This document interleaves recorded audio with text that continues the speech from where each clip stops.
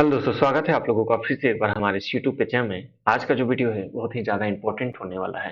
यदि आप हवा में उड़ना चाहते हैं और इस मातृभूमि की सेवा करने चाहते हैं तो आप लोग के लिए बहुत बड़ी खुशखबरी है कि इंडियन एयर फोर्स की तरफ से नई वैकेंसी निकली है, जिसे कहते हैं एफकेट यानी air force common eligibility test.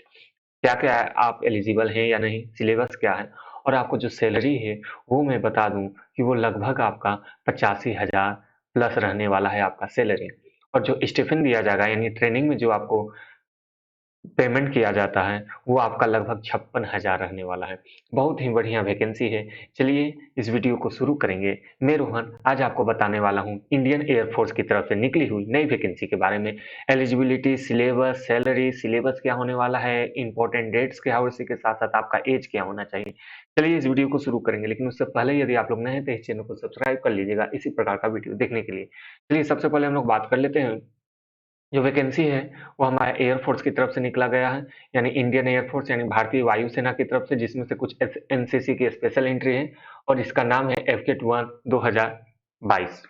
चलिए सबसे पहले इंपॉर्टेंट डेट्स क्या है वो जान लीजिए। आपका 1 दिसंबर से स्टार्ट हो जाएगा फॉर्म फिलअप होना, और जो आपका लास्ट डेट होने वाला है वो है 30 दिसंबर, और जो पेमेंट का भी लास्ट तारीख आपका 30 दिसंबर होने वाला है। एग्जामिनेशन कब होगा बता दिया जाएगा। एडमिट कार्ड भी आपको एग्जाम से पहले बता दिया जाएगा, लेकिन आपको बता दें, आप लोग इतना मान के रखिए कि 22 या 23 फरवरी को आपका एग्जामिनेशन हो जाएगा, क्योंकि लगभग लगभग यही इसका टाइम रहता है। 22-23 फरवरी यानी आप लोग यकीन मानिए कि लास्ट वीक ऑफ फरवरी में आपका एग्जामिनेशन स्टार्ट हो जाएगा। 3 मंथ का समय है और 3 मंथ में आप इतनी बढ़िया तैयारी कर सकते हैं कि आप लोग एग्जामिनेशन को क्वालिफाई भी करिएगा। चलिए आगे हम लोग बात करते हैं एप्लीकेशन फी क्या होने वाला है। तो 250 रुपये सभी के लिए, चाहे वो जनरल हो, ओबीसी, एससी, एसटी, सभी के लिए 250 लगने वाले हैं। और जो एनसीसी है या मेट्रोलॉजी एंट्री से जाने वाले हैं उनके लिए किसी भी प्रकार का फी नहीं लगने वाला है। उसी के साथ साथ बता दें कि आप लोग debit card, credit card, net banking या ई चालान के थ्रू आप लोग इसका पेमेंट कर सकते हैं। चलिए अगले टॉपिक्स भी हम लोग बात कर लेते हैं। आखिर आपका एज क्या होना चाहिए, तो आप लोग इतना याद रखिएगा, जो आपका एज है 20 से 24 वर्ष के बीच में होना चाहिए। नोटिफिकेशन में दे दूंगा, जहां से लिंक आपको प्रोवाइड कर दूंगा, जहां से आप लोग जाके एक बार जरूर चेकआउट कीजिएगा। चलिए ग्राउंड ड्यूटी और नॉन टेक्निकल, देखिए इसमें दो तीन ब्रांचेज होता है, जिसमें से कुछ होता है फ्लाइंग ब्रांच होता है, ग्राउंड ड्यूटी ब्रांच होता है जिसमें टेक्निकल और नॉन टेक्निकल दोनों ही पोस्ट होते हैं। और इसमें आपका एज 20 से 26 वर्ष होना चाहिए। चलिए अगला जो टॉपिक है उसको हम लोग जान लेते हैं। और इसी के साथ-साथ और एक बात कि आपको जो भी एज में रिलैक्सेशन है वो देखने को मिलता है, वो भी आपको देखने को मिलेगा। चलिए आगे हम लोग बात कर लेते हैं। जैसा आपको मैंने बताया था कि इसमें ब्रांचेज़ होते हैं अलग-अलग। एफकेट में देखिए ये फ्लाइंग ब्रांच है, ठीक है? ये ग्राउंड ड्यूटी का टेक्निकल ब्रांच है एई, और एई यानी एक मैकेनिकल है, एक इलेक्ट्रिकल है, ठीक है? और उसी के साथ-साथ बता दें कि आपका नॉन टेक्निकल में एडमिनिस्ट्रेटिव हो गया, अकाउंट हो गया और लॉजिस्टिक हो गया। ये 3 टाइप का आपका नॉन टेक्निकल ब्रांच में होने वाले हैं। फ्लाइंग ब्रांच में आपका 77 होने वाला है, जिसमें से पीसी मतलब होता है परमानेंट, ठीक है? और एससी मतलब होता है, एसएससी मतलब होता है शॉर्ट कमीशन। याद रखिएगा टोटल आपका 17 सीट है, 77 सीट है। उसी के साथ-साथ बात करें कि ड्यूटी टेक्निकल के लिए 95 है एई में और एईएल में, और मैकेनिकल में आप लोग देख रहे हैं 34 सीट है। और उसी के साथ-साथ बता दें कि ग्राउंड ड्यूटी नॉन टेक्निकल में आपका एडमिनिस्ट्रेटिव में आपका 51, वहीं अकाउंट में 21 और लॉजिस्टिक में आपका 39 सीट्स है। इतना आप लोग का क्लियर हो गया। एलिजिबिलिटी क्या होने वाला है, यदि हम लोग बात करें फ्लाइंग ब्रांच की, तो इसमें आपका यदि बैचलर डिग्री किसी भी स्ट्रीम से कोई भी फर्क नहीं पड़ता है, लेकिन आपका मैथ और फिजिक्स होना चाहिए, फिजिक्स और मैथ होना चाहिए आपका 10+2 में। इतना आप लोग को याद रखना है। उसी के साथ साथ यदि आपने बीटेक कोर्स में लिया है तो भी आप इस फॉर्म को अप्लाई कर सकते हैं। चलिए अगला पॉइंट है जो हम लोग का ग्राउंड ड्यूटी टेक्निकल के लिए, तो एरोनॉटिकल इंजीनियरिंग इलेक्ट्रिकल जो पहला था एल करके, वो इसी के लिए था। उसी के साथ साथ आपको बता दें 10+2 में आपका 60% मार्क्स होना चाहिए फिजिक्स एंड मैथ्स में, और 4 साल का आपका ग्रेजुएशन होना चाहिए, यानी आपने बीटेक किया हो। चलिए आगे हम लोग बात कर लेते हैं। एरोनॉटिकल इंजीनियरिंग मैकेनिकल में भी आपका 60% मार्क्स होना चाहिए फिजिक्स एंड मैथ्स में, और उसी के साथ साथ आपका 4 साल का आपका बैचलर का डिग्री होना चाहिए, जिसमें से आपका टेक्नोलॉजी डिग्री होना चाहिए, जिसमें mechanical engineer, industrial engineer, aeronautical engineering के आसपास आपका जो भी कोर्स है वो होना चाहिए। चलिए आगे हम लोग बात करते हैं। जो एडमिनिस्ट्रेटिव एंड लॉजिस्टिक है उसमें यदि आपने बैचलर डिग्री किया हुआ है, किसी भी स्ट्रीम से फर्क नहीं पड़ता, आपका 40% मार्क्स चाहिए सिर्फ और सिर्फ। उसी के साथ साथ अकाउंटेंट में भी आप लोग देख लीजिए कि बैचलर डिग्री होना चाहिए बीकॉम, बीकॉम में, ठीक है? उसमें आपका 60% मार्क्स चाहिए और जो हाइट है देख लीजिए, मेल का 157.5 सेंटीमीटर, फीमेल के लिए 152 और इसमें भी वही आपका हाइट होने वाला है। इतना आप लोग की बात समझ में आ गया होगा। चलिए आगे बात कर लेते हैं आखिर कौन-कौन से सब्जेक्ट आपसे पूछे जाने वाले हैं। देखिए, जो टेक्निकल है उनके लिए एक एक्स्ट्रा एग्ज़ामिनेशन होगा, ठीक है? टेक्निकल ब्रांच के लिए, और जो फ्लाइंग ब्रांच के लिए हैं और नॉन टेक्निकल के लिए उन्हें सिर्फ़ और सिर्फ़ एक एग्ज़ामिनेशन दिया जाएगा और जो भी कट ऑफ है वो सिर्फ़ पहला एग्ज़ामिनेशन पे बनना है और इसको उनको सिर्फ़ और सिर्फ़ क्वालीफाई करना है।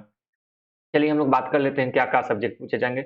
जनरल अवेयरनेस पूछा जाने वाला है, इंग्लिश आपसे पूछा जाएगा, मैथ्स पूछा जाएगा और साथ ही साथ में आपसे रीजनिंग पूछा जाएगा।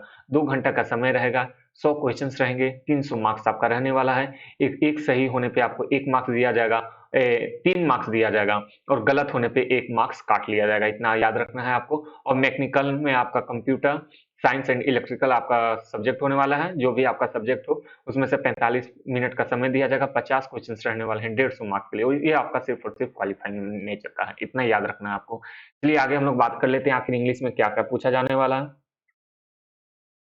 इंग्लिश में आपका कंप्रहेंशन, एरर डिटेक्शन, उसी के साथ-साथ sentence completion, filling filling in a correct word, synonyms, antonym, उसी के साथ-साथ वोकैब्युलरी से भी आपको क्वेश्चन पूछा जाएगा, इडियम्स एंड परहैप्स भी आपका रहने वाले हैं। उसी के साथ-साथ जनरल अवेयरनेस की बात करें तो आपका हिस्ट्री, जियोग्राफी, सिविक्स, पॉलिटी के साथ-साथ करंट अफेयर का मात्रा बहुत कम रहता है, 1 से 2 क्वेश्चन, इस पे आप लोग को ध्यान नहीं देना है। उसी के साथ-साथ एनवायरनमेंट, बेसिक साइंस से क्वेश्चन पूछने वाला है, डिफेंस से आपका इंपॉर्टेंट क्वेश्चंस रहने वाला है, आर्ट, कल्चर, स्पोर्ट्स से आप लोग बहुत बढ़िया से तैयारी कीजिएगा।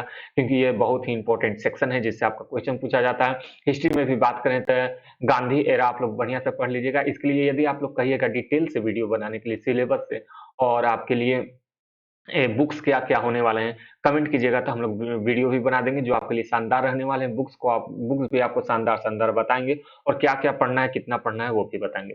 चलिए अगला जो टॉपिक है वो है हमारा न्यूमेरिकल एबिलिटी, जिसमें यानी कि मैथ्स इसको कहते हैं। इसमें आपका time and work, friction, average, profit loss, percentage, ratio, proportion, simple interest, time and distance के साथ-साथ ट्रेन बोर्ड से भी आपका क्वेश्चन पूछा जाएगा और रीजनिंग में आपका जो नॉर्मल रीजनिंग रहता है वही आपका पूछा जाने वाला है।